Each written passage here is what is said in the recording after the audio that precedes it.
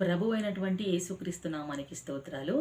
అందరికీ praise the lord. ఈ దినమునాడు దేవుడి వాక్యము కీర్తనల గ్రంథము 21వ అధ్యాయము 6వ వచనం చూసుకున్నట్లయితే దావీదు గారు రచించిన ఈ అధ్యాయమును చూసుకుందాం. అంటున్నాడు, నిత్యము ఆశీర్వాద కారకుడుగా ఉండునట్లు నీవు అతనిని నియమించి ఉన్నావు. హల్లెలూయా. ఏందట? నిత్యము అంటున్నాడు. నిత్యము ఆశీర్వాద కారకుడుగా ఉండునట్లు నీవు అతని నియమించి ఉన్నావు. నీ సన్నిధిని సంతోషముతో అతనిని ఉల్లసింపజేయుచున్నావు. హల్లెలూయా. ఇంత చక్కని మాటలోనే మాట చదువుతుండగానే హృదయములో ఉత్సాహము, బలము, శక్తి, మరొక పునరుద్ధానము మనకు పొందుకున్నంత ఆనందం కలుగుతుంది కదా. ఎలానట? నిత్యమట. ఒక రోజు, ఒక దినము, ఒక సంవత్సరము, ఒక నెల, ఒక గడియ కాదు. నిత్యము, ప్రతి నిత్యము ఆశీర్వాదానికి, క్షేమానికి, ధనమునకు, ఐశ్వర్యానికి వారసుడిగా ఉన్నట్లు, ఆశీర్వాదానికి కారకుడుగా ఉన్నట్లు, వారసత్వంగా ఉండునట్లు నీవతని నియమించి ఉన్నావు. హల్లెలూయా. ఎలా నియమించాడు దేవుడు దావీదు గారిని అంటే, ఒక వ్యక్తిని దేవుడు కోరుకున్నట్లయితే ఆ వ్యక్తిని దేవుడు నిత్యమైన ఆశీర్వాదానికి కారకుడుగా, నిత్యమైన ఆశీర్వాదానికి వారసుడుగా నియమిస్తాడు. ఎందుకంటే దావీదు దేవునికి హృదయానుసారుడు, తన చిత్తము చొప్పున జరిగించిన వాడు, నడిచినవాడు. కాబట్టి ఇక్కడ ఎంతటి చక్కటి మాట అంటే, ఒక రోజు మన జీవితాలలో దుఃఖము కలిగితే, వేదన కలిగితే, ఆ వేదనను మనం భరించలేకపోతాం. ఆ వేదన, ఆ దుఃఖము ఒక్కరోజు కలిగినను అది తరతరాలుగా జ్ఞాపకం చేసుకుంటూ దుఃఖపడతాం. లేదంటే కొన్ని సమస్యలు అనేక సంవత్సరాలుగా పీడిస్తే ఇక జీవితం ఎందుకు అనుకుంటాం. కానీ ఇక్కడ బలమైన మాట ఏమిటంటే, నిత్యము అతనికి ఆశీర్వాద కారకుడుగా ఉన్నట్లు నియమించున్నావు. అంటే దావీదు నిత్యము ఆశీర్వాదానికి కారకుడుగా ఉన్నాడా అని లేఖనము చూసుకున్నట్లయితే దావీదు శ్రమపడ్డాడు. దావీదు ఎప్పుడైతే దేవుని చిత్తానుసారంగా అభిషేకించబడ్డాడో, రాజుగా అభిషేకించబడ్డాడో, పట్టాభిషేకము కాకముందు ఆయన రాజుగా దేవుడి దృష్టిలో ఎంపిక చేసుకున్నాడో దేవుడు, అప్పుడు మొదలైంది ఆయనకు శ్రమ. నిత్యము ఆశీర్వాదానికి కారకుడయ్యే దావీదు శ్రమల పాలయ్యాడు. ఎందుకో తెలుసా? ఆ శ్రమల గుండా అతని అనుభవములోకి వెళ్తున్నాడు. ఎందుకంటే దావీదు రాజు కావాలని దేవుని కోరిక, ఆశ, ఆకాంక్ష, సంకల్పం. కాబట్టి దేవుడు దావీదును రాజునే చేయాలనుకున్నాడు. కాబట్టి రాజుకు కావలసినటువంటి దైవ జ్ఞానము కావాలి, ప్రజలను పరిపాలించే వివేచనాత్మ కావాలి. అవన్నీ కావాలంటే ఒక మనుష్యుడు ఎలా ఉండాలి దేవుడి సన్నిధిలో అంటే, ఈ అధికమైన తెలివి కలిగి ఉండాలి. అంటే దావీదు చురుకైన వాడు, తెలివి కలిగిన వాడు, కానీ అనుభవ జ్ఞానం అతనికి రావాలి. దేనిని అంటే ఒక రాజ్యాంగానికి రాజు, ఆ రాజ్యాంగంను పరిపాలించే అనుభవ జ్ఞానం రావాలి. మొట్టమొదటిగా మనిషికి దేవుడు, ఒక నరుడికి దేవుడు ఆశీర్వాదం ఇయ్యబోతున్నానని దేవుడి సంకల్పంలో, చిత్తంలో నిలబడి ఉన్నట్లయితే, అది నెరవేర్చేది ఉన్నట్లయితే ఆ మనిషిని ఎక్కడికి తీసుకెళ్తుందంటే, దేవుడు ఆశీర్వాదిస్తున్నాను అభిషేకించిన వెంటనే తీసుకెళ్లి దావీదును రాజును చేయలేదు. తీసుకెళ్లి వెంటనే ఆశీర్వాదానికి కారకుడుగా నియమించలేదు. ఆయన సన్నిధిలో నుండి సంపూర్ణమైన సంతోషమును అతనికి ఇయ్యలేదు. ఏమిచ్చింది? ఆ సంకల్పము, ఒక బహుమతి ఉంది. ఆ బహుమతిని పొందుకున్నట కొరకు శ్రమించాలి. అంటే ఆ శ్రమ ఏమిటంటే పరిగెత్తాలి. పరుగు పందెములో పరిగెత్తినప్పుడు ఎవరైతే నిష్ట కలిగి, ఏక తీవ్రత కలిగి, ఎవరైతే ఓపిక కలిగి, ఎవరైతే మేము బహుమతి పొందుకోవాలని ఆకాంక్షతో, పట్టుదలతో, ఆకాంక్షతో పరిగెత్తుతారో అప్పుడు ఏమై ఉంటుందనంటే బహుమతి కొరకు పరిగెత్తుతున్నాడు. కానీ పరుగు పందెములో అతని అవయవాలన్నీ, అతడి పరిగెత్తాలని ఆకాంక్ష, హృదయం అంతా ఒక విధమైన టెన్షన్ కదా, అందుకునాలని. కాబట్టి ఒక మనుషుడికి కూడా ఆ ఆశీర్వాదము దాగి ఉంది అనంటే, ఆ మనుషుడు ఎప్పుడైతే ఆశీర్వాదానికి వారసుడుగా పిలువబడి ఉన్నాడో, ఆశీర్వాదానికి కారకుడుగా నియమించబడి ఉన్నాడో, ఆశీర్వాదానికి హక్కుదారుడుగా నియమించబడి ఉన్నాడో, అప్పుడు మొదలైతుంది కష్టము. ఎందుకంటే ఆ కష్టంలో ఏమి నేర్చుకుంటున్నాడు అంటే, ఆ కష్టములో అనుభవ జ్ఞానం నేర్చుకుంటున్నాడు. ఏ దాన్ని ఎలా చేయాలి. ఒక ధనవంతుడు ఉన్నాడే అనుకో, ఆ ధనవంతుడు సమాజంకు పరిచయం అవుతాడు. అదే ధనవంతుడు దరిద్రుడుగా ఉన్నాడనుకో, ఆ దరిద్రునికి సమాజం పరిచయం అవుతుంది. ఏ విధముగా? ధనము లేకపోతే ఏ రీతిగా, బలము లేకపోతే ఏ రీతిగా, ఒంటరి అయితే ఏ రీతిగా, దిక్కు లేకపోతే ఏ రీతిగా, అప్పుల పాలైతే ఏ రీతిగా అనేది పూర్తిగా ప్రపంచం ఆ వ్యక్తికి పరిచయం అవుతుంది. కానీ ఇక్కడ ధనవంతుడిగా పరిచయం అవుతున్నాడంటే అన్నీ ఉన్నాయి కాబట్టి ఎవరి అనుభవము లేదు. అందరితో రాజును, నేను రాజును అనే ఒక ఒక ఆకాంక్ష ఉంటుంది అక్కడ. కాబట్టి అనుభవం లేదు. కానీ ఇక్కడ రాజ్యాన్ని పరిపాలించాలి కాబట్టి ఆయన మొట్టమొదటగా ఆశీర్వాదానికి ముందుగా శ్రమలకు అప్పచెప్పబడ్డాడు. ఆ శ్రమలలో దేవుడు అతనికి తోడై ఉన్నాడు, నిలిచి ఉన్నాడు. దేవుడి హృదయానుసారంగా అతను నడుచుకున్నాడు. శ్రమలలో కూడా దావీదు యథార్థత విడిచిపెట్టలేడు, దేవుణ్ణి ఆరాధించడం విడిచిపెట్టలేదు, దేవుని మీద ఆధారపడడం విడిచిపెట్టలేడు.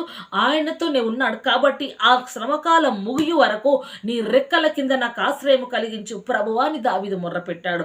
దేవుణ్ణి మొర్రపెట్టాడు. నీ రెక్కల కింద నా శ్రమకాలం ముగిసే వరకు పెట్టంటే ఈ శ్రమకాలం ముగుస్తుంది, నాకు దేవుడు నియమించిన ఆశీర్వాద దినము ఉంది.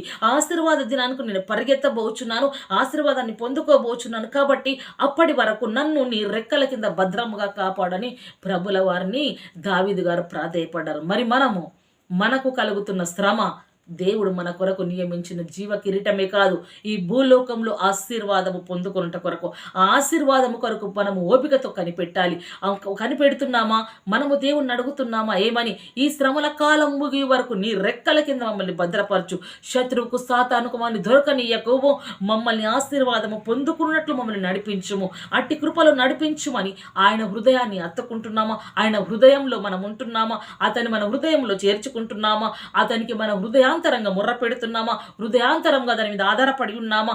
అతనే మనకు రక్షణ కేడము అని దేవుని ఆశ్రయ దుర్గంగా స్వీకరిస్తున్నామా?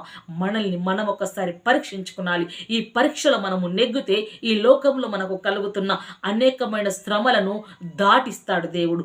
దాటించడమే కాదు, నీ కొరకు నా కొరకు నియమించిన ఏ ఆశీర్వాదం అవుతుందో ఆ ఆశీర్వాదం కొరకు శ్రమానుభవంలో వెళుతున్నామో ఆ అనుభవం నుండి దేవుడు దాటించి ఐశ్వర్యం పొందుకుంటకు దేవుడు మనకు శక్తినిస్తాడు. కాబట్టి మనము కూడా అదే రీతిగా మొర్రపెట్టాలి. ఆయన సన్నిధిలో నిత్యమైన సంతోషమును మనము పరిపూర్ణంగా ఉల్లసింపజేస్తాడంట. దేవుడి సన్నిధిలో సంతోషం ఎప్పుడు ఉంటుంది? ఒకరికి ఆశీర్వాదం సమృద్ధిగా ఉన్నప్పుడు, మొట్టమొదటిగా దేవుడు తనలో ఉన్నప్పుడు, దేవుడు చిత్తం మనలో జరుగుతున్నప్పుడు మనకు సంపూర్ణమైన ఆనందము కలుగుతుంది. కాబట్టి ఇలా దేవుడి సన్నిధిలో మనకు రానున్న కాలంలో ఎలాంటి శాశ్వత దీవెనలు దొరుకుతున్నాయన్న మాట చూద్దాం. ఇక్కడ వాటన్నిటిని మనకు సాధించి పెట్టినది ఎవరో తెలుసా? యేసు ప్రభుల వారి. ఎప్పుడు రానున్న కాలాలలో ఎటువంటి జీవితము అంటే శాశ్వతమైన దీవెన ఇవ్వాలనుకుంటున్నాడు ఆయన ఇచ్చే దీవెన ఎలా ఉంటుందంటే తరతరాలు జ్ఞాపకం చేసుకుంటారు, తరతరాలు మాట్లాడుకుంటారు. కాబట్టి ఇక్కడ దేవుడి వాక్యం చూసుకున్నట్లయితే 16వ కీర్తనలో మనం ఇక్కడ దేవుడి వాక్యం చూసుకుందాం. 11లో కూడా మాట్లాడతాడు కదా, చూసుకున్నట్లయితే చూడండి మాట్లాడతాడు. కాబట్టి అక్కడ కూడా దేవుని సన్నిధిలో కలిగే ఆనందం గురించి దేవుని ఎలానట, దేవుడు ఇచ్చే ఉచితమైన వరాలను అందుకునే చెయ్యి మనకు కావాలి. అలా అంటే మన చేతులు పరిశుద్ధంగా ఉండాలి. విశ్వాసమే లోకాన్ని జయించే శక్తినిస్తుంది. ఏ విశ్వాసము? ఒకరు ఇది అవుతుంది కాదు అని సంక్షేమంలో ఉన్నట్లయితే అది జరగదు. ఇది జరుగుతుంది, నా దేవుడు ఎటువంటిదైనా జరిగించుటకు సమర్థుడు, శక్తిమంతుడు, అన్నీ ఆయనకే సాధ్యమని ఎప్పుడైతే హృదయము నిబ్బరపరచుకొని దేవుడిని విశ్వాసం వస్తావో ఇక్కడ ఏమైతుంది? లోకంను జయించే శక్తిని ఇస్తున్నాడు. కాబట్టి లోకంను జయించే శక్తి విశ్వాసము. ఆ విశ్వాసం మనకు ఉండవలసింది ఒక బలమైన నమ్మకము. కాబట్టి ఇక్కడ దేవుడి వాక్యం చూసుకున్నట్లయితే, అందుకు యేసు, నీవు వెళ్ళుము, నీ విశ్వాసము నిన్ను స్వస్థపరచనని చెప్పి వెంటనే వాడు త్రోవను ఆయన వెంట చూపు పొంది వెళ్ళెను. హల్లెలూయా. ఏమన్నాడు అక్కడ? విశ్వాసంతో అడిగాడు కదా. ఆయన ఏమని అడిగాడనంటే, ఈ విధంగా నాకు కనబడట్లేదు కన్నులు కాబట్టి అని కరుణించమని వేడుకున్నప్పుడు దేవుడు కరుణించాడు. దేవుడు కరుణించి దేవుడు ఏమని చెప్తున్నాడంటే, నీవు వెళ్ళు, నీ విశ్వాసం నిన్ను స్వస్థపరిచిందని చెప్పాడు. చెప్పినప్పుడు వెంటనే వాడు త్రోవను ఆయన వెంట వెళ్ళాడు. అంటే ఏం కలిగింది అక్కడ? విశ్వాసం చేత నన్ను బాగుపరచమన్నాడు. దేవుడు బాగుపరిచాడు. విశ్వాసము కలిగి ఉన్నాడు కాబట్టే అతనికి స్వస్థత కలిగింది. దేవుడు చేయగలడన్న నమ్మకం ఉంది కాబట్టే అతనికి కార్యసిద్ధి జరిగింది.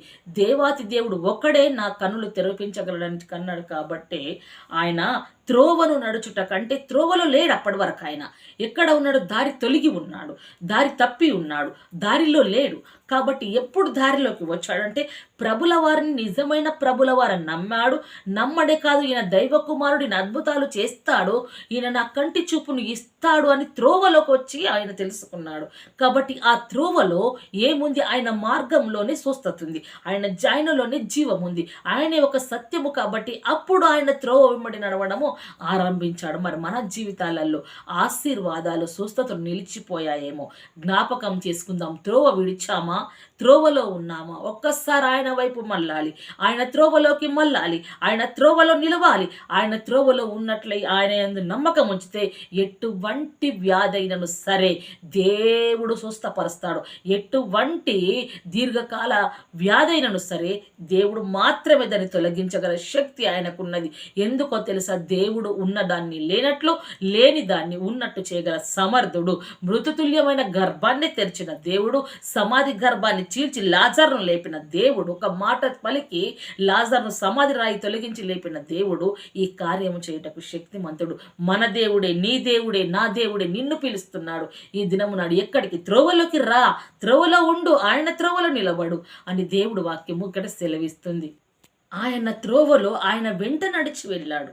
ఆయన వెంటనే వెళ్ళాడు కదా, త్రోవలో ఎక్కడున్నాడు? ఆయన వెంటనే ఉన్నాడు, ఆయన మార్గంలో జడిచాడు. కాబట్టి ఇక్కడ వాక్యం సెలవిస్తుంది, అందుకు ఆయన నీ విశ్వాసము నిన్ను రక్షించెను, సమాధానము గల దానవై వెళ్ళుమని ఆ స్త్రీతో చెప్పిను అని వాక్యం సెలవిస్తుంది.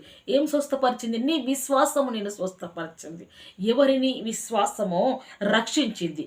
ఎవరిని విశ్వాసము నిన్ను రక్షించింది? ఎవరిని ఇక్కడ రక్షించింది అని చూసుకున్నట్లయితే అక్కడ మనం చూసుకుంటాం పాప స్త్రీ గురించి.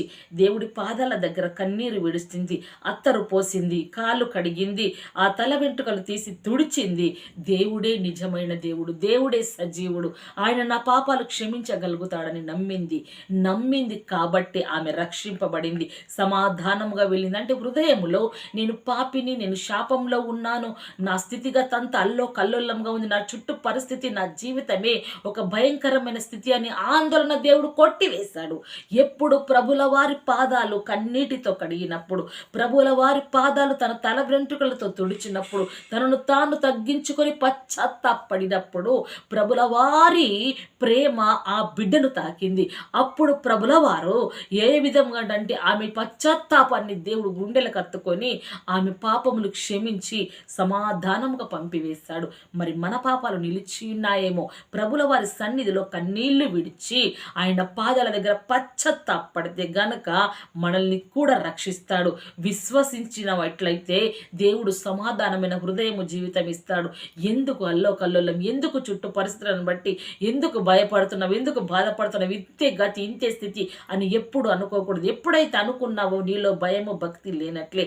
నీలో భక్తి ఉంటే ఆ భక్తి నీకు ధైర్యం పుట్టిస్తుంది, ఆ భక్తి నిన్ను విశ్వాసంలోకి నడిపిస్తుంది, ఆ భక్తి నిన్ను పశ్చాత్తాపంలోకి నడిపిస్తుంది, ఆ భక్తి ప్రభుల వారి పాదాల దగ్గర నడిపిస్తుంది, ఆ భక్తి ప్రభుల వారి దగ్గర నుంచి ఏదైనా పొందుకోవాలనే ఒక బలమైన విశ్వాసంలోకి నిన్ను నడిపిస్తుంది. మరి ఎలా ప్రార్థిస్తున్నావు, ఎలా జీవిస్తున్నావు, దేవుడి సన్నిధిలో దేవుడి ఎదుట ఎలా బ్రతుకుతున్నావు? ఆ బ్రతుకుకు అర్థం కావాలి. మనము మరణించినను సరే విశ్వాసం అనే యాత్ర కొనసాగించాలి. ఎప్పుడో తెలుసా? మనం విశ్వాసం ద్వారా దేవుడి సన్నిధిలో నుండి కార్యములు పొందుకుంటాము చూడు, అప్పుడు మనం ఉన్నా లేకపోయినా ఆ కార్యమే దేవుణ్ణి మయంపరిచే విధంగా చేస్తుంది. మనము కూడా దేవుడి సన్నిధిలో ఆ స్త్రీ వలె పశ్చాత్తాపడాలని మనము కూడా దేవుడి సన్నిధిలో ముందుండి ప్రార్థించుటకు ఆయన నామమందలి విశ్వాసమూలముగా ఆయన నామమే మీరు చూచి ఎరిగియున్న వీనిని బలపరచెను. ఆయన వల్ల కలిగిన విశ్వాసమే మీ అందరి ఎదుట వీనికి పూర్ణ స్వస్థత కలుగజేసెను అని పేతురు భక్తుడు అంటున్నాడు. ఎవరిని? పుట్టుకుంటి వాడిని. శృంగారమైన దేవాలయం ఎదుట భిక్షం అడుక్కుంటున్న పుట్టి గుడ్డివాడిని చూసి గుడ్డివాడు అడుక్కుంటుండగా మా దగ్గర లేనే లేదు కానీ నజరేడైన యేసుక్రీస్తు నామములో మీరు నీవు లేచి నడువు అన్నాడు. నడువు అని వారు చెప్పగానే ఈయన చీలమండలు బలపడ్డాయి, కుంటివాడి లేచి గంతులు వేసి నడవసాగాడు. అప్పుడు ప్రజలు ఆశ్చర్యపోయి చూశారు. ఆశ్చర్యపోతే పేతురు అంటున్నాడు, అక్కడ ఏమంటున్నాడు, మమ్మల్ని మేము చేసినట్లు ఎందుకు చూస్తున్నారు? ఈ కార్యము చేసింది ఎవరో తెలుసా? మీరు ఆయన లోకంలో ఉన్నప్పుడు హింసించి ఉన్నారే, మీరు బాధ పెట్టి ఉన్నారే, ఆ నామమే వీనికి పూర్ణ స్వస్థత కలిగించింది. హల్లెలూయ. అంటే ఆయన ఉన్నప్పుడు కాదు, ఆయన విశ్వసించినప్పుడే కాదు, ఆయన మన మధ్యలో లేనప్పుడు మరి బలమైన కార్యములు చేశాడు దేవుడు. ఎలానో తెలుసా? తన భక్తుల ద్వారా. నువ్వు యేసు నామములో లేచి నడువుము అన్నప్పుడు ఏం జరిగింది అక్కడ? యేసు నామము వాడి శీల మండలి కదిలించింది, యేసు నామము నిలబెట్టింది, యేసు నామం పరిగెత్తించింది, యేసు నామము ఒక సాక్ష్యం లేని జీవితంలో సాక్ష్యం కలిగేట్లు చూసింది. యేసు నామములు ఎన్నిక లేని ప్రజల చేత తృణీకరింపబడ్డ వ్యక్తిని అనేక ప్రజలు చూచుటకు ఒక బలమైన ఆధారం అయింది. ఏందయింది? యేసు నామము. ఆ నామము పూర్ణ స్వస్థత కలిగించింది. మన జీవితాలలో కూడా ప్రజల చేత తృణీకరింపబడి ఉన్నామా? ప్రజల దగ్గర ఎన్నిక లేదా? మన జీవితం ఇక ముగిసిపోయింది అనుకుంటున్నామా? భయపడొద్దు. యేసు నామం ఉంది. ఆ నామము ద్వారానే విజయము, విడుదల, ఆ నామము ద్వారానే ఆశీర్వాదం, ఆ నామము ద్వారానే స్వస్థత, ఆ నామము దాన్ని సమస్తము జరుగునుగాక అని మనము ప్రార్థించినట్లయితే జరుగుతుంది. ఎందుకో తెలుసా? నా నామమున మీరు నన్ను ఏమి అడిగినను తండ్రి కుమారుని మహిమపరచుకుని నేను మీకు అనుగ్రహిస్తానన్నాడు. అడగవలసిన పద్ధతి, అడగవలసిన ఆ స్థితిగతులను మనము గనక తెలుసుకొని ఆ రహస్యాలు మనము తెలుసుకుంటే తప్పకుండా మనము జయము పొందుతాం. ప్రభుల వారి నామములో ఉన్న శక్తి సమాధిని కూడా చీల్చింది. ప్రభువుల నామమున్న శక్తి మృతతుల్యమైపోయిన గర్భాన్ని తెరిచింది. ప్రభువుల నామములో ఉన్న శక్తి ఎలా స్తుతి యాగం అర్పించడం ద్వారా ఎరుకోలు కూల్చబడే సముద్రము చీల్చబడ్డది, ఎన్నో విధాల బండ పగలగొట్టబడ్డది కదా, ఎడారి ఎలా అయింది? నది వలె మార్చబడ్డది కదా, ఎండ మావులు చిగురించబడ్డాయి. అంతటి బలమైన శక్తి ఆయన నామంలో ఉంది.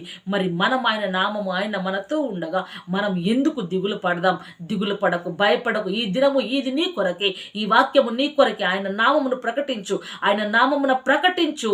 ఆయన నామమున కొండలు కదులుతాయి, ఆయన నామమున బండలు పగులుతాయి, ఆయన నామమున సముద్రము చీల్చబడుతుంది, ఆయన నామమున మృత్యులైన వారు సజీవులుగా లేపబడతారు. భయపడకు, ఈ వాక్యము నీ కొరకనేమో దేవుడు ఇస్తున్నాడు ఈ దినమునాడు. సహోదరి సహోదరుడ, దేవుని యందు విశ్వాసం ఉంచి ప్రార్థించు. ఆయన తప్పకుండా నీ సమస్యలు తీరుస్తాడు. నీ సమస్య తీర్చుటకే ఆయన నిన్ను పిలిచాడు. ఆయన నీతో ఉండుటకే ఆయన నీ ముందు నిలబడి ఉన్నాడు. ఇటు మాటల్ని బట్టి దేవుడి సన్నిధిలో ధైర్యం, ఇటు మాటల్ని బట్టి మనం ప్రభు సన్నిధిలో ధైర్యము తెచ్చుకునాలి. పౌలు భక్తుడు ప్రయాణమైనప్పుడు ప్రభుల వారు దర్శించినప్పుడు ఆయన నేలన పడి ఆయన కన్నులు మూసుకుపోయినప్పుడు ప్రభుల వారు పలుకుతున్న మాట, నీవు లేచి నీ పాదములు మోపి నిలువుము. కన్నులు కనబడలేవు, సుడి వచ్చింది, పడిపోయాడు, బలహీనమైపోయాడు. అంతటి బలవంతుడు బలహీనమైపోయాడు. ప్రభుల వారు మరలా దర్శించినప్పుడు మరలా ప్రభుల వారు మాట పలికాడు, నీవు లేచి నీ పాదములు నిలుపుము, నిలిపి మోపుము. మోపి ఏమంటున్నాడు ఇక్కడ? నేను ప్రజల వలనను అన్యజనుల వలన హాని కలగకుండా నిన్ను కాపాడేదను. హల్లెలూయా. ఎవరి వలన నీకు హాని కలగకుండా నేను నిన్ను కాపాడేదను అన్నాడు. కాపాడేదని ఇక్కడ ఒక మాట అంటున్నాడు. ఇక్కడ మన జీవితాలలో కూడా దేవుడు సెలవిచ్చాడు, ఏది ఎంత మాత్రం నీకు హాని చేయదు, భయపడకు అని. నీవు నిలవబడి అని ప్రభు సన్నిధిలో మనము కూడా ఎలా ఉండాలంటే మన పాదములు ప్రభు సన్నిధిలో మోపి నిలవబడాలి. మన పాదములు నలుదిశల త్రొట్టిల్లకూడదు, ప్రభు సన్నిధిలోనే మనము ఉండాలి. ఇక్కడ అంటున్నాడు, ఏమంటున్నాడు అంటే ఇక్కడ నిన్ను ఎలా అంటున్నాడు ఇక్కడ ఆయన ఈ మాట, వారు చీకటిలో నుండి వెలుగులోనికి, సాతాను అధికారము నుండి దేవుని వైపునకు తిరిగి, చీకటిలో నుండి వెలుగులోనికి, సాతాను అధికారం నుండి తిరిగి అంటున్నాడు. అంటే చీకటిలో ఉన్నవారు ఎక్కడ? ఎవరి సంబంధులు? సాతాను సంబంధులు. చీకటి కార్యములు చేయి ప్రతి వ్యక్తి సాతానుకు సంబంధించిన వ్యక్తి. చీకటి కార్యాలు జరిగే సమయం అంతయు పాపముతో జరుగుతుంది. చీకటి అంటేనే ఒక దుర్కార్యం అయి ఉంటుంది. దానిని మనము తొలగించుకునాలి, జ్ఞాపకం కూడా తెచ్చుకోకూడదు. దైవ కార్యం ఎప్పుడో తెలుసా? దేవుని వైపు తిరిగినప్పుడు, వెలుగులోకి వచ్చినప్పుడు, ఆయన తేజోమయుడై ఉంటున్నాడు. ఆయనని వెలిగించు వాడై సర్వశక్తిమంతుడై ఉంటున్నాడు. భూమి ఆకాశములకు వెలుగునిచ్చే దేవుడు అయి ఉంటున్నాడు. ఆయననే దేవాతి దేవుడైన యేసు ప్రభుల వారు అయి ఉంటున్నాడు. కాబట్టి వారు తిరిగి నా యందలి విశ్వాసము చేత పాప క్షమాపణను ఎప్పుడట వారు నా తట్టు వెలుగులోకి వచ్చుటకు తిరిగి చీకటి నుండి పాప శాపం నుండి తిరిగి వారు వెలుగులోకి వచ్చినప్పుడు నాయందు విశ్వాసం ఉంచినప్పుడు పాప క్షమాపణను పరిశుద్ధపరచబడిన వారిలో స్వాస్థము పొందినట్టు. హల్లెలూయా. పాపము క్షమించబడి పరిశుద్ధులతో కలిసి స్వాస్థము, పరిశుద్ధులతో కలిసి ఆస్తి, పరిశుద్ధులతో కలిసి రాజ్యాకు పొందుకున్నటకు ఏమంటున్నాడు ప్రభుల వారంటే, వారు పొందినట్లు వారి కనులు తెరచుటకై నేను నిన్ను వారి యుద్ధకు పంపెదనని చెప్పాను. హల్లెలూయా అని ఇక్కడ అంటున్నాడు కదా. ఎంత చక్కటి మాట. పరిశుద్ధులుగా పిలువబడుటకు ప్రజల యుద్ధకు నేను నిన్ను పంపుతాను అంటున్నాడు. ఎలానట కన్నులు తెరుచుటకై నేను నిన్ను వారి యుద్ధకు పంపేదని అంటున్నాడు. కన్నులు మూసుకపోయిన వాడిని కన్నులు తెరచుటకు దేవుడు అనేక మంది కన్నులు తెరచుటకు నిలబెట్టుకున్నాడు. భయపడకు, ఈ దినము నాడు ఎందులో నువ్వు బలహీనుడవని సమాజము గుర్తిస్తుందో, ఎందులో నీవు పనికిరావని నీవు అనుకుంటున్నావో, ఈ రెంటిని తీసుకెళ్ళి ప్రభుల వారి పాదాల దగ్గర పెట్టు. ప్రభువా, ప్రజలు అనుకున్నట్లే నేను పనికిరాని వాడను, పనికిరాని దానను. ప్రజలు అనుకున్నట్లే నా జీవితంలో ఏది కూడా లేదు. కానీ ఎందులోనైతే నా కుటుంబము నేను బలహీనుడన్నామో అందులో నీ నామమని బలపరచునుగా. కానీ ప్రభుల పాదాల దగ్గర పెట్టు. ఎందులో బలహీనుడవో దేవుడు నిన్ను అందులోనే బలపరుస్తాడు. ఎప్పుడు బలహీనులమో దేవుడు మనల్ని అప్పుడు బలపరుస్తాడు. కన్నులు మూసుకపోయిన వాని కన్నులకు అనేక వారి కన్నులు తెరిపించుటకు దేవుడు శక్తినిచ్చాడు. దేవుడు శక్తిమంతుడై ఉంటున్నాడు. ఆయన బలవంతుడై ఉంటున్నాడు. అది యేసుక్రీస్తునందలి విశ్వాస మూలమైనదై నమ్ము వారందరికీ కలుగు దేవుని నీతి అయి ఉన్నది అంటున్నాడు. హల్లెలూయా. దేవుడు వాక్యం సెలవిస్తుంది ఇక్కడ. నీతిమంతుడు లేడు, ఒక్కడు లేడు, అందరిని త్రోవ తప్పి ఒక్క రీతిగానే పాపం చేస్తున్నారు, ఎవరు లేరని అక్కడ వాక్యం సెలవిస్తుంది. కానీ యేసుక్రీస్తు నందలి విశ్వాస మూలమైనదైన నమ్మకం ఎలా ఉంటుంది? వారందరికీ కలుగు నీతి, దేవుని నీతి అయి ఉన్నది. అంటే దేవుడు ఎవరు? నీతిమంతుడు అయి ఉంటున్నాడు. మనము కూడా అదే రీతిగా నడవాలని దేవుడు కోరుకుంటున్నాడు. పూర్వము చేయబడిన పాపములను దేవుడు తన ఓర్మి వలన ఉపేక్షించినందున. హల్లెలూయా. ఎప్పుడట మనము క్రీస్తును ఎరగనప్పుడు, క్రీస్తును తెలుసుకోనప్పుడు, క్రీస్తు సారాంశం ఏమి మనము గైకొనని విషయంలో అప్పుడు పూర్వము మన జీవితాలలో ప్రభుల వారి గురించి ఏమంటున్నాడు ఇక్కడ వాక్యం అనంటే, అప్పుడు మనము చేసిన ప్రతి పాపము, ప్రతి శాపమును ఆయన కొట్టివేసి ఉన్నాడు. కాబట్టి అలా ఏమంటున్నాడు ఇక్కడ, ఆ పాపములను దేవుడు ఎలా భరించాడో తెలుసా? ఓపికతో భరించాడు, ఓరిమితో ఉపేక్షించాడు వాటిని. ఎందుకు? మన పాప శిక్ష అంతా తన వీపు పైన వేసుకున్నాడు. మన పాప భారం అంతా ఆయన మోసాడు. మన పాప భారం వలన ఆయన మరణమునకే అప్పచెప్పాడు. అంత మరణమనిగేంత వరకు ప్రభుల వారు ఓపిక తెచ్చుకున్నాడు. మరి నీవు నీ పాపములను తొలగిపోయేంత వరకు ఓపికతో ప్రభు సన్నిధిలో కన్నీరు కానుస్తున్నావా? ఓపికతో ప్రభు సన్నిధిలో ఎదురు చూస్తున్నావా? ఓపికతో ప్రభు కొరకు కనిపెట్టుకొని ఉన్నావా? ఓపికతో ప్రభు పాదాలను పట్టుకొని నీవు నాకు కార్యము చేసేంత వరకు నేను నీతో నీ సహనము కలిగి ఉంటాను అని నిబంధన చేసుకొని ఉంటున్నావా? ఒక్కసారి జ్ఞాపకం చేసుకున్న ప్రభుల వారు నీ కొరకు ఓర్మితో ఉపేక్షించినందున ఆయన తన నీతిని కనపరచవలనని. హల్లెలూయా. ఏమనుకుంటున్నాడు తెలుసా? ప్రభుల వారు ఆయన నీతిని కనపరచవలనని కోరుకుంటున్నాడు. క్రీస్తు యేసు రక్తమందరి విశ్వాసం ద్వారా ఆయన కరుణా ఆధారం వలన బయలుపరచబడిన దేవుడు. కాబట్టి దేవుడు ఇట్టి కృపకి ఆధారమై ఉంటున్నాడు. కానీ దేవుడు మనల్ని శిక్షించుటకు కాదు, మనల్ని క్షమించుటకు ఓర్చుకొని ఉన్నాడు. మనము కూడా ఇతరులను ఓర్చుకొని ప్రభు సన్నిధిలోకి నడిపించాలి. ఓర్పు ఎంతో గొప్ప కార్యములను చేస్తుంది కదా. కాబట్టి దేవుడు ఓర్పు ఎంత హీనమయ్యే కార్యములను ఆపుతుంది. కాబట్టి దేవుడు కూడా అదే రీతిగా ఓర్పుతో మన వేడలా కరుణ కటాక్షము చూపి ఉన్నాడు. ఈ హేతువు చేత వాగ్దానమును యావ సంతతికి అనగా ధర్మశాస్త్రము గల వారికి మాత్రము కాక అబ్రహామునకు నట్టి విశ్వాసం గల వారికి కూడా దృఢము కావలెనని కృప ననుసరించినదై ఉండునట్లు అది విశ్వాస మూలమైనదాయను. ధర్మశాస్త్రము కాలంలో ఉన్నప్పుడే కాదు, వాగ్దానము చేసిన దేవుడు యావత్ సంతతికి అబ్రాముగా పిలువబడి విశ్వాస మూలంగా పిలువబడ్డ ప్రతి వారికి దేవుడి కృపలో చిత్తంలో ఉన్న ప్రతి వారికి ఆయన వాగ్దానం నెరవేరుస్తుంది. ఆయన కృప నెరవేర్చబడుతుంది. దృఢము కావాలని ఏంటిది? ఆయన విశ్వాసం దృఢము కావాలని ప్రభుల వారు కోరుకొని ఉంటున్నాడు. ఇక్కడ ఇట్లుండగా ఒక్క మనుషుడి ద్వారా పాపము ద్వారా మరణమును లోకములో ఏలాగు ప్రవేశించను అలాగునని మనుషులందరూ పాపం చేసినందున మరణము అందరికీ ప్రాప్తమాయెను. ఎలానట? సంప్రాప్తమాయెను. ఏం జరిగింది? ఇట్లుండగా ఒకటే మనుషుని ద్వారా పాపము ద్వారా మరణమును. ఏ మనుషుడు? ఆదాము కదా. ఆదాము గారి చేత పాపము తర్వాత మరణము సంభవించింది. కాబట్టి ప్రతి వారు సావవలసింది. బ్రతికేవాడు ఎవరు లేరు. అట్లని రాదు. దయచేసి పాపములు చంపబడ్డప్పుడు క్రీస్తులోకి రక్తంలో కడగబడి ఆయనతో ఉంటాము చూడు, అప్పుడు మనకు మరణం లేదు. పరమందు జీవం ఉంది. రెండవ రాకడలో మరల పునరుద్ధానం ఉంది మనకు. కాబట్టి చంపబడడం మాత్రం ఖాయం. పాపము చేత చంపబడాలి. అక్కడ పాపము చేతనే చంపబడ్డాడు ఆయన. పాపము చేశాడు కాబట్టే చంపబడ్డాడు. ఆ పాపము నుంచి విముక్తి కలిగించుట కొరకే ప్రభుల వారు భూమి మీదకి వచ్చారు.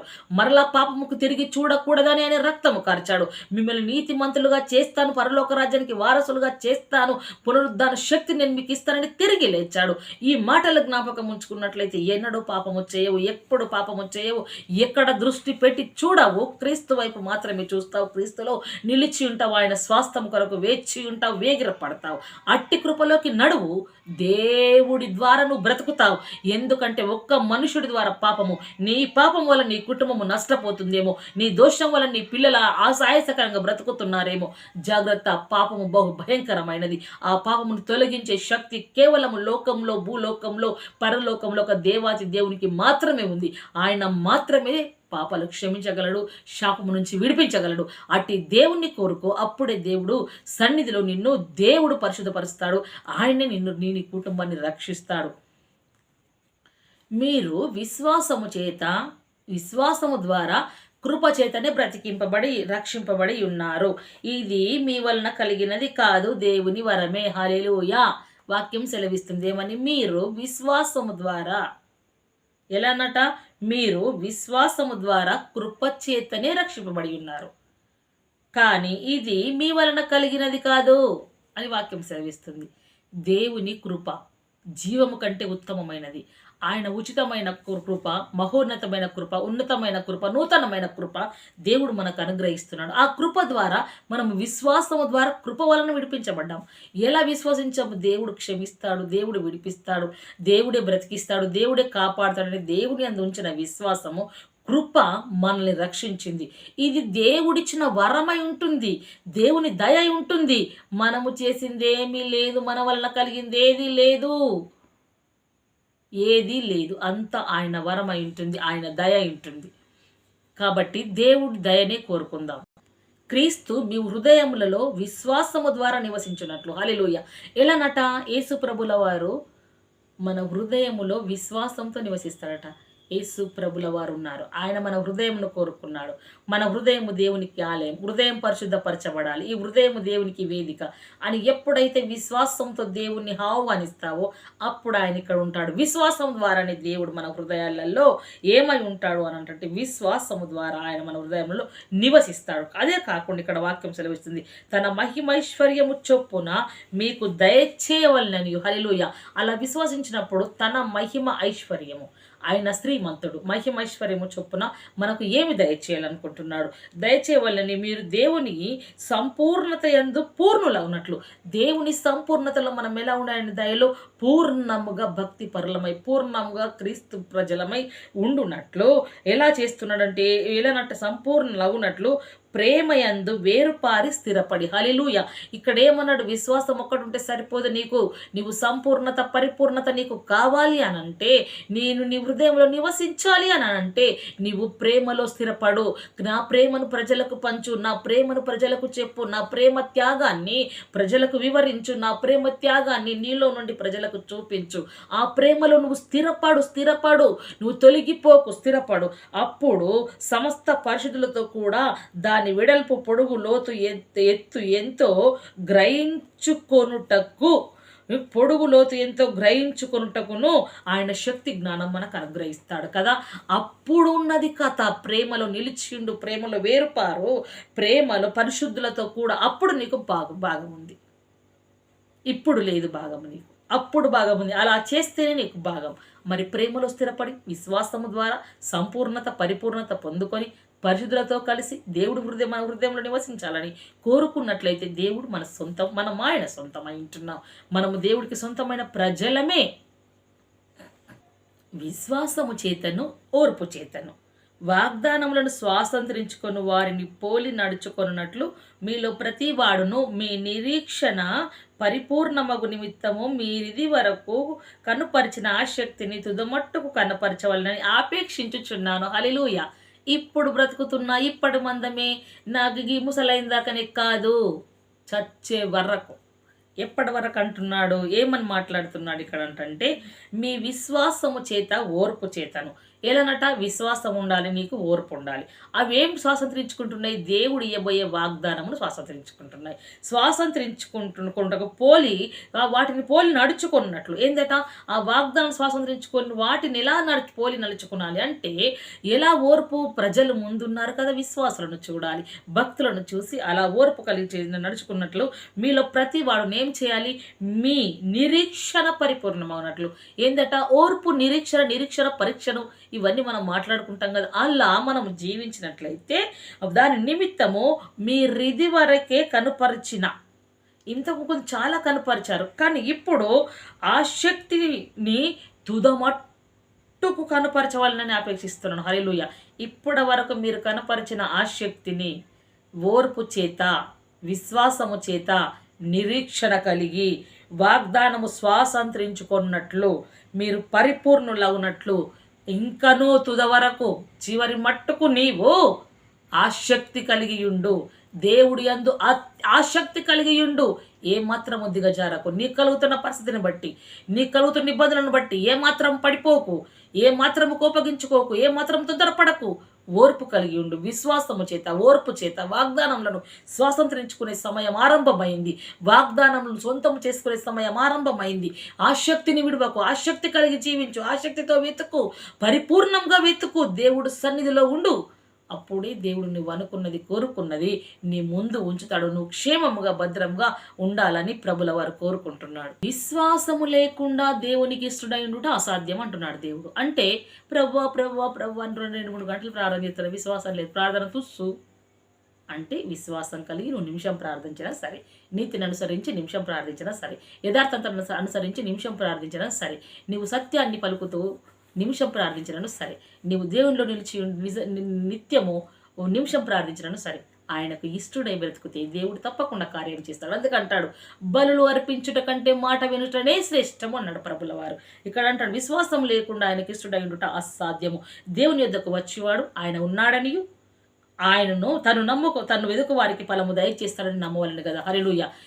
మనం దినరాత్రులు దేవుడు వెతుకమన్నాడు. అడుగుడి ఇయ్యబడత, వెతుకుడి దొరుకుతాడన్నాడు. వెతికిన వారికి ఫలము దయచేస్తాడని నమ్ముతిస్తా అన్నాడు. మరి ఇవి మనం ఉపయోగిస్తున్నామా? వెతుకుమన్నాడు, అడుగుమన్నాడు, తట్టుమన్నాడు. ఇక్కడ తట్టుతున్నాం, వెతుకుతున్నాం, కానీ విశ్వాసం లేకపోతే దొరకదు కదా. తట్టు, వెతుకు, విశ్వసించు, ఫలం పొందుకుంటావు. అట్టి మాటలు మనలో ఉన్నాయి కాబట్టి మనం అధైర్య పడకూడదు. వారు విశ్వాసం ద్వారా రాజ్యాలను జయించారు, నీతి కార్యములను జరిగించిరి, వాగ్దానములను పొందిరి, సింహముల నోలను మోయించిరి కదా. ఇంకా చూసుకున్నట్లయితే అన్నీ వేసిండ్రు, అగ్ని బలాలు జల్లర కొట్టిరు, అన్నీ వేసిండ్రు. దేని ద్వారా జరిగింది ఇదంతా? కేవలం విశ్వసించడం ద్వారా జరిగింది. విశ్వాసము ఒక దివ్య వరం. విశ్వాసము పరలోకమును దించే వరము. విశ్వాసం అనేది దేవుని రాజ్యాన్ని కదిలించే వరము. విశ్వాసం అనేది ఆయన సింహాసనం మన మధ్యలోకి తీసుకొచ్చే వరమే విశ్వాసం. ఆ విశ్వాసమే గొప్ప వరం అయి ఉంటుంది మనకు. ఆ విశ్వాసం కలిగి జీవించాలి. ఎవరికన్నా మీ జ్ఞానం కొదువున్నదే? దేవుణ్ణి అడగవలను, అప్పుడు ఆయన ఎవరిని గద్దింపక అందరికి ధారాళంగా ఇస్తాడు అన్నాడు. ఏంది జ్ఞానము? మనం అడుగుతలేం సరిగా, అడుగుతే దేవుడు ఇస్తాడు. అదే కాకుండా అయితే ఏమాత్రం సందేహింపక ఎలా అడగాలి? విశ్వాసంతో అడగవలను. సందేహించువాడు గాలి చేత రేపబడి ఎగిరిపడు సముద్ర తరంగమును పోలియుండును అంటున్నాడు. విశ్వాసం లేకుండా అడుగుతాం చూడు ఏదైనా సరే దేవుడి సన్నిధిలో, అది గాలికి ఎట్లా అడుగుతుంది, గాలి వచ్చినప్పుడు వస్తుంది, ప్రార్థన వాళ్ళ గాలి వాగా ఆగిపోతుంది.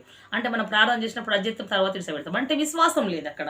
కాబట్టి అట్టి వారికి ఏమీ అనుగ్రహించాడు.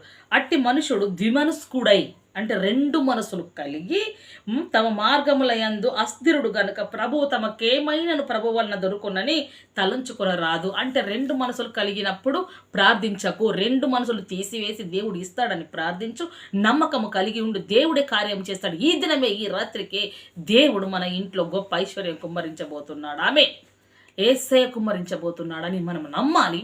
అప్పుడు దేవుడు ఇస్తాడు. ఈ దినమే దేవుడు ఇచ్చిన మన బిడ్డలకు జ్ఞానం ఇస్తున్నాడని నమ్మాలి. ఏక మనస్సు కలిగి, ఏక తాత్పర్యం కలిగి, ఏకాత్మతో ప్రార్థించి విశ్వసించు, అప్పుడు దేవుడు కార్యం చేస్తాడు. రెండు మనసులు కలిగి ప్రార్థిస్తే సముద్రము పొంగవాలి, ద్విమనస్సు కూడా పోయి దేవుడు తొలగించి వేస్తాడు. ఎందుకంటే అస్థిరుడు, స్థిరము లేదు నీకు విశ్వాసం అందు. విశ్వాసంలో స్థిరపడి వేరుపారు, అప్పుడు దేవుడు నీకు కార్యం చేయనట్టుకు ఆయన ముందుంటాడు. ఆయా సమయములకు దేవదూత కోనేటి లోకి దిగి నీళ్లు కదిలించుట కలదు. కాబట్టి నీళ్లు కదిలించినప్పుడు మొట్టమొదటగా దిగువాడు వ్యాధి గలవాడై బాగుపడును గనుక ఆ సమయంలో రోగులు, గుడ్డివారు, కుంటివారు, ఊచ చేయగలవారు, మంటపంలో రోగులందరూ గుంపులుగా కూడి ఉన్నారు. కానీ 38 ఏండ్ల నుంచి ఎలానట వ్యాధి గలవాడు, ఎలా వ్యాధి గల ఒక మనుషుడు ఉండెను. కాబట్టి ఇవన్నీ ఎవరు తీసుకొచ్చిన వారు లేరు. కాబట్టి విశ్వాసం ఉంచాడు ఆయన. నేను ఈరోజు నేను పడతానచ్చు, నీళ్ళు దుంకుతాను, ఎవరన్నా కదిలిస్తే నేను బాగుపడతానని. ఆ విశ్వాసాన్ని యేసు ప్రభుల వారు ఆ మంటపంలోకి వెళ్ళినప్పుడు ఆ వ్యక్తి విశ్వాసాన్ని చూశాడు. ప్రభుల వారు ఆ వ్యక్తి విశ్వాసాన్ని చూశాడు కదా. అతనికి ఎవరు లేరు తీసుకెళ్ళి దించుటకు. అతను వెళ్ళే లోపే అందరూ ఉన్నవారందరూ దిగుతున్నారు, కానీ లేదు. కాబట్టి ఆయన మనస్సులో ఉన్న విశ్వాసాన్ని 38 సంవత్సరం నుంచి వెయిటింగ్ అక్కడ. ఎవరి కొరకు? ప్రభుల వారి కొరకు, దేవుని కార్యం జరుగుట కొరకు వెయిటింగ్. 38 సంవత్సరాల నుంచి కార్యం కొరకు వేచి ఉన్నాడు. ఆ హృదయాన్ని దేవుడు ఎరిగాడు. సరాసరిగా దేవుడే స్వస్థపరచగొడుతున్నావా అని అడిగాడు కదా. అక్కడ దేవుడు వాక్యం ఉంటుంది. ఏమంటాడు? ఆ యేసు ఎరిగి ఏమంటాడు? బహుకాలము నుండి ఆ స్థితిలోనే ఉన్నాడని ఎరిగి స్వస్థపరగొడుచున్నావా అని వారిని అడగగా, ఆ రోగి, అయ్యా నీళ్లు కదిలింపబడినప్పుడు కోనేటిలోకి దించుటకు నాకెవడను లేడు గనక వచ్చులంతన ఎవరో ఒకరు పోతుండ్రు, ముందు బాగుపడుతుండ్రు, నాకు లేరన్నప్పుడు నీవు లేచి నీ పరిపెత్తుకొని నడు అన్నాడు దేవుడు. దీన్ని బట్టి అతని హృదయంలో 38 సంవత్సరాల నుంచి ఓర్పు, నిరీక్షణ కలిగి దేవుడే స్వస్థపరుస్తాడనే ఒక వాగ్దానమును ఆయన స్థిరుడై దేవుడి సన్నిధిలో ఆశ కలిగి ఉన్నాడు. ఆయన చూపిన ఆ కృప కోనేటి దగ్గరికి వెళ్ళి స్వస్థత రాలేదు. సరాసరి దైవ కుమారుడే పలికిన మాట ద్వారా దైవ కుమారుడే వచ్చి ఆయనను లేపి నిలబెట్టి ఉన్నాడు. మాట ద్వారా దేవుడు శక్తి గలవాడు, బలవంతుడై ఉంటున్నాడు. ఆయన మన హృదయాలలో ఎన్ని సంవత్సరాలు అవుతుంది నీ కుటుంబంకు శ్రమ కలిగి, ఎన్ని సంవత్సరాలు అవుతుంది నీ విడుదల జీవితాల్లో కార్యము లేక, ఇన్ని సంవత్సరాల నుంచి ఏం చేశావు? ఇన్ని సంవత్సరాల నుంచి సనిగావేమో, గున్నుగావేమో, దేవుడిని తిట్టుకున్నావేమో. కానీ ఈ సమయం నుంచి ఆయనను దేవుడి సన్నిధిలో నిరీక్షణ కలిగి, ఓర్పు కలిగి దేవుణ్ణి చూడు. 38 సంవత్సరాల నుంచి చూసిన వ్యక్తిని అదే స్థితిలో పడి ఉంట చూశాడు. నీవు నేను కూడా ఉన్న స్థితిని మనం ఏ స్థితిలో పడి ఉన్నామో దేవుడి దయ చూపుతాడు, దేవుడి కరుణిస్తాడు, ఆయననే వస్తాడు, బాగు చేస్తాడు, ఆయననే వస్తాడు, మనల్ని విడిపిస్తాడు, ఆయననే వస్తాడు, ఐశ్వర్య తీరానికి నడిపిస్తాడు, ఆయన వస్తాడు, మన బిడ్డల భవిష్యత్తును కలిసిన భారము ఆయన మోస్తాడు. మనం ఎప్పుడైతే వేచి ఉండి ఓర్పు కలిగి ఉంటామో, విశ్వసించి వాగ్దానం స్వతంత్రించుకోవాలని స్థిరమై ఉంటామో, అప్పుడు ప్రభుల యందు స్థిరపడి ఉండి వెతికితే ఆయన ఫలములను అనుగ్రహిస్తాడు, ఆయన వరములను అనుగ్రహిస్తాడు. ఆయన కృప వరము చేతనే మనకు కార్యం జరగనై ఉంటుంది. అక్కడ ఆశీర్వాదమును బట్టి ఎలా, దేవుడి సన్నిధిని బట్టి ఎలా దీవించగలుగుతానన్నాడు. నిత్యాశీర్వాద కారకులుగా దేవుడు మనల్ని చేయనై ఉంటున్నాడు. ఇటు మాటలు దేవుడు మనందరూ ఆత్మనితం దీవించి ఆశీర్వదించును గాక. Praise the lord.